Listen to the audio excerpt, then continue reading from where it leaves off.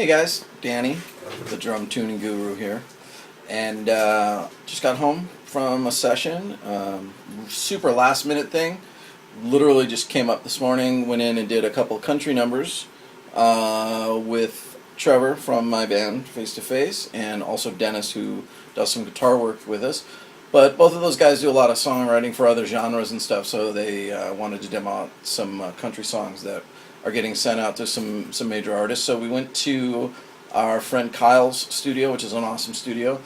So I made a little video of the microphone setup and had Kyle, the engineer, go through the different microphones that he was using on the drums and some of the reasoning behind it. And yeah, I thought you might find some of that stuff a little interesting. So check it out. All right. So Kyle, yeah, if you could go just kind of show us what you got going, what kind of mics you got on the kit, and maybe some of the thoughts behind your setup. All right, we'll start off on the kick drum. I got 3 mics on it. Inside is a D12, and that's kind of getting the beater. It's mid drum, but it's focused on getting the beater sound. And then on the outside, I have a Audix D6, and that I'm kind of getting for air and power as the air comes out. And I also have the sub kick, which is just an NS10 speaker used as a microphone, and that's just getting a lot of the low end off the front head. And I'm just using all 3 of those just for different blends. You know, if you want a bigger, deeper low end, you can always use that, bring the sub kick up. If you those 2 mics work well together. D112 is a little bit more clicky to me, papery, and then that D6 is kind of big, kind of sounds like scooped, really high, hyped on the high end.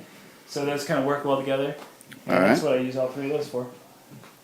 Snare, traditional, just 57s, both top and bottom. Got it about 1.5 inches off the snare head. Kind of trying to get the whole drum. Bottom's just right down there, trying to get the snares. All right. So what do we have for overheads here? Overheads, I'm using the R121s, Royer R121s. A little smoother on top. This room's pretty bright, so I like to use those when I have a bright room like this to kind of smooth out the overheads, kind of EQ them real nice on the top end, and it still doesn't get bright. All right, and what do we got here? 451s? Yeah, AKG 451s on the hi-hat and ride. We've got 421s on the toms. Pretty cheap. And then what about this mic I'm using here? that's a Rode Classic, and I'm using that for an overall kit, kind of more kick drum, but with overall kit. I kind of hit that pretty hard with some compression to get it, kind of glue all those mics together a little bit. And then, is this active right now? Yeah, it's a Royer SF12. It's a stereo mic. So this is kind of my main, this is my stereo room mic, and it's back here and just getting the whole room, stereo image of the whole room. And then I have a mono one in that corner. I put it in the corner just to kind of emphasize the low end.